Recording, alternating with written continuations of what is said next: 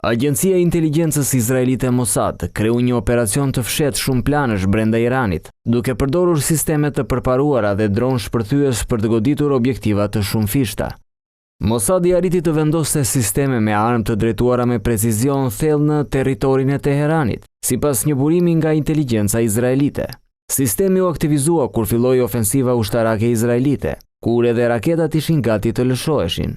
Dronët u përdorën për të goditur lëshues raketash balistike në një bazë pranë Teheranit, duke penguar Iranin të niste raketa ndaj Izraelit. Sektori i mbrojtjes i Izraelit tha se ka ofruar gjithashtu teknologji të përparuara për të ndihmuar në kryerjen e misioneve sabotuese.